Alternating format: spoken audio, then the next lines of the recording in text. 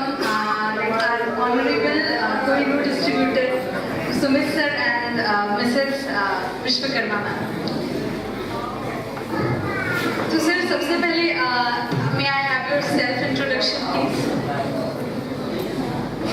सबसे पहले तो मैं कहना चाहूँगा कि आपके प्यार ने मेरे अंदर जोश भर दिया है। मेरा नाम सुमित कुमार विश्वकर्मा और आप मेरे लाइफ लाइन, मेरी जीवन संगनी, मेरी अपलाइन भी मिसेस सुमित विश्वकर्मा।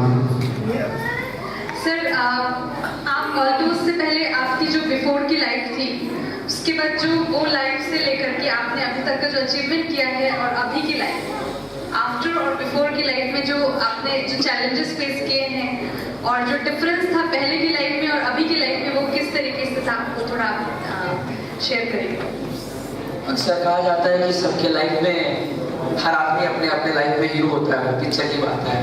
कई बार सच में लगता नहीं है कि ये सच हकीकत है, क्योंकि जब मैंने स्टार्टअप किया तो मैं इलेक्ट्रिशियन की काम कर रहा था और 4,000 रुपये के आसपास की इनकम हुआ करती थी। सालाना लगभग 48 से 50,000 रुपये की इनकम। अगर मैं कैलकुलेट करूं तो जितने रुपए के इंसान अगर मैं 5,000 की नौकरी करता और जितने रुपए मैं पूरी जिंदगी में कमाता, उतना से कम 5 गुना से ज़्यादा इनकम ऑल्टोस ने दे चुका है। अगर मैं 5,000 के रुपए से कैलकुलेट करूं तो 40 साल में एक आदमी 20 लाख रुपए कमाता है, उससे कई ज़्यादा पैसा ऑल्टोस ने दिया है। अचीवमेंट की बात करूं तो बहुत सारे अचीवमेंट है। पहले 500 रुपए की शर्ट पहनता था, आज 20,000 रुपए का सूट पहनने की ताकत ऑल्टोस ने दिया है।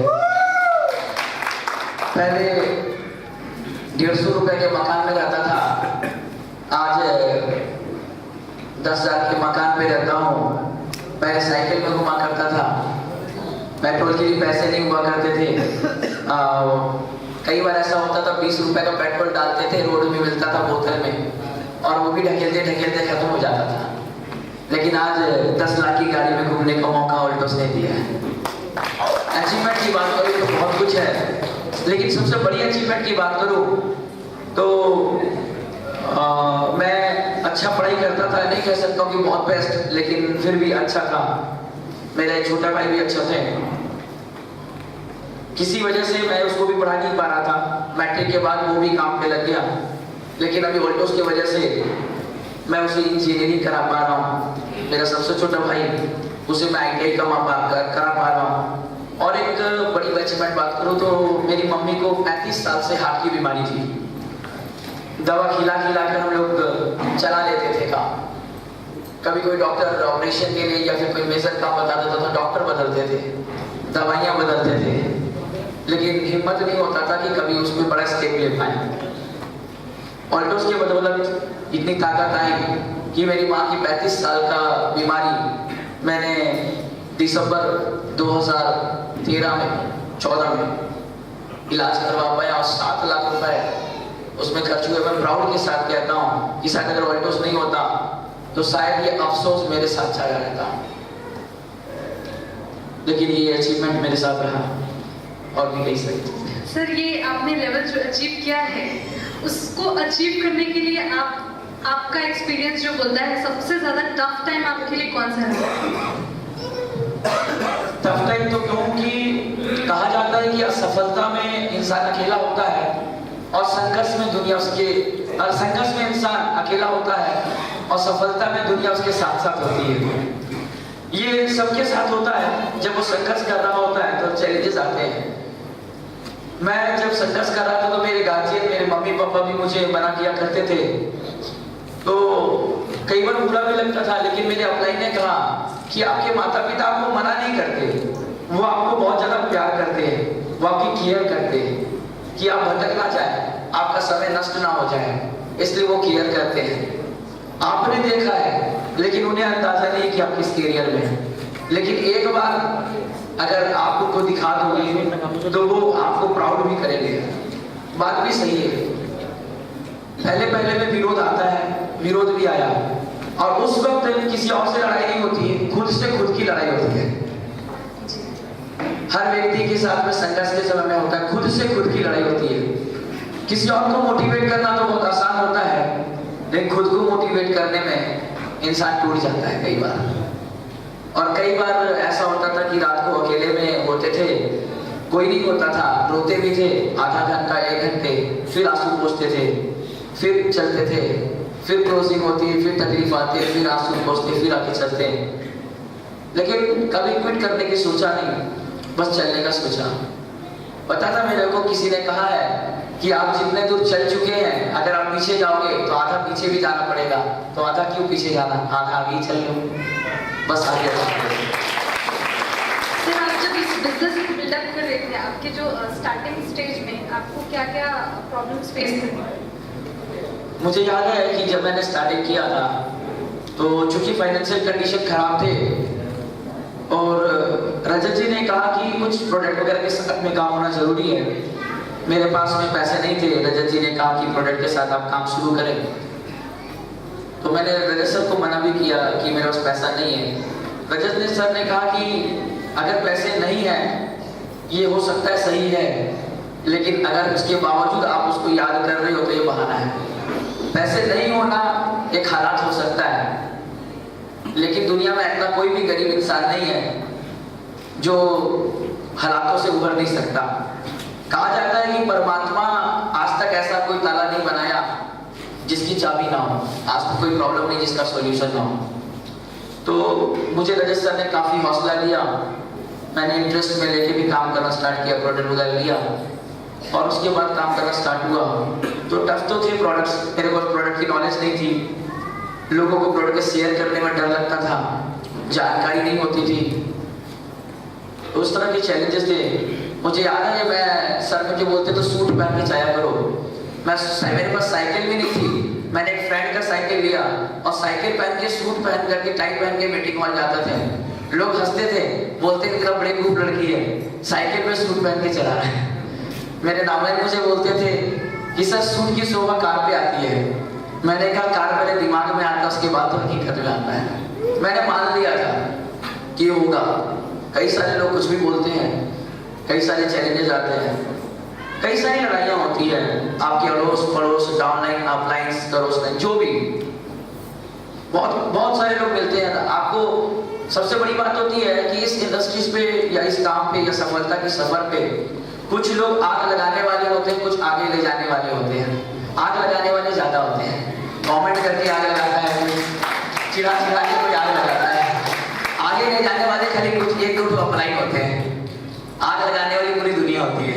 लेकिन दोनों ने मुझे सपोर्ट किया, किसी ने आग लगाकर, किसी ने आगे ले जाकर। जी सर, जैसा कि हमको पता है हमारे पास एक वाइड रेंज है प्रोडक्ट्स की, तो जो सबसे बेहतरीन प्रोडक्ट है जो आपको ऐसा फील हुआ है कि ये प्रोडक्ट बहुत ही जबरदस्त है, वो कौन सा प्रोडक्ट है और क्यों है? वाकई आपने बहुत अच्छा कहा कि वाइड रेंज के प्रोडक्ट है हमारे पास। मैं तो कहना चाहूँगा सबसे यूनिक प्रोडक्ट है कि ओरिजिन कहा जाता है, और हमने आज तक उसकी एक्सपेरिमेंट हमारी खत्म नहीं हुई है। हम लोग कई बीमारी में कुछ देते हैं और कुछ और भी ठीक हो जाता है। कई बार हम दूसरी बीमारी में देते हैं, उसके साथ उसके रिलेटेड जितनी बीमारियां वो भी ठीक हो जाती हैं। तो आज तक उसकी एक्सपेरिमेंट खत्म नहीं हुई है और तो उसके सारे प्रोडक्ट एरोप्लेक्स के हैं, चाहे तुलसी पावर के हैं। मेरे लिए सबसे फेवरेट रहा ओरिजिन और बिग बीट, क्योंकि मैंने जब स्टार्ट किया तो मेरी वजन थी 42 kg। बहुत लोग पुराने से जानते होंगे 42 kg का वजन था, और एक स्टेज में क्लास शो के लिए कई बार यही चैलेंज होता था कि आप हेल्थ में काम करते पहले खुद की हेल्थ तो बनाओ। तो ओरिजिन बिग बीट ने मुझे हेल्प किया, अभी तो मैं 66 हूँ। तो मेरे लिए और ओरिजिन बिग बीट वाकई में अच्छा प्रोडक्ट है। बिग बीट कंपनी का सबसे पुराना सबसे बेहतरीन प्रोडक्ट भी है और ओरिजिन का कोई कॉम्पिटिशन भी नहीं है। जी सर, मैं नाम आप बताइए, आपको जो सबसे बेहतर प्रोडक्ट लगा है वो कौन सा प्रोडक्ट है और क्यों? ऐसे तो मैंने वोल्टोस का बहुत सा प्रोडक्ट यूज किया है। मैं पहले ही बता चुकी हूँ, मेरे स्किन में मैंने बहुत प्रॉब्लम था, तो मैंने ओरिजिन का इस्तेमाल किया, तो अभी मतलब मेरा चेहरा बहुत साफ हो चुका है। मतलब ब्लैक स्पॉट्स हो गए थे पूरे स्किन पे, तो ओरिजिन पे मैंने लगाया और ब्लेमिशिंग क्रीम लगाया, मॉइस्चराइजर लगाया, इन सबों को लगा के मेरा चेहरा साफ हुआ। Thank you ma'am.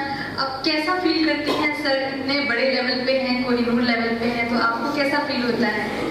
बचपन से सपना मतलब देखती थी कि मेरे हस्बैंड ऐसे पोजीशन में हो जो मुझे प्राउड फील हो, पर यकीन नहीं था कि सच में मेरा सपना पूरा हो जाएगा।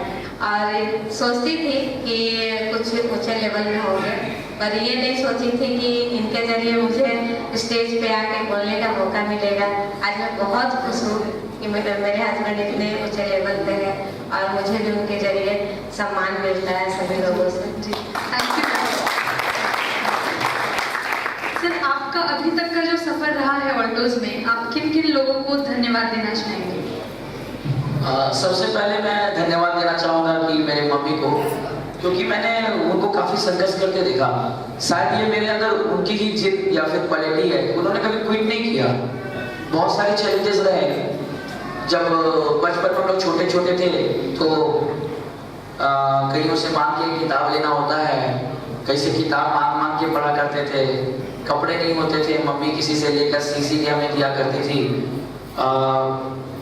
कभी हमारे पास कुछ भी नहीं होता था, कभी राखी बनाकर हमारा पेट पालती थी।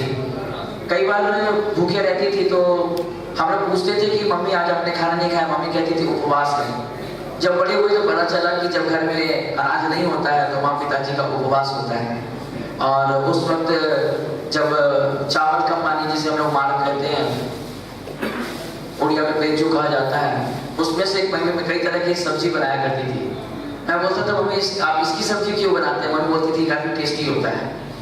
तो कई बार मम्मी चावल को चुन चुन के रखती थी और जो चावल के दाने छोटे छोटे खोती होते उसकी खिचड़ी बनाया करती थी, कई बार आटे के चोकर। तो काफी कष्ट से उन्होंने पाला। तो मैं कहना चाहूंगा कि उन्होंने क्विट नहीं किया, उन्होंने लगातार हम लोग का परवरिश किया, कोशिश करती रही।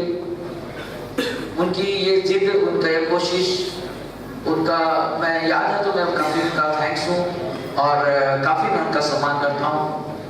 मेरे लिए सबसे बड़े लीडर्स के रूप में है वो।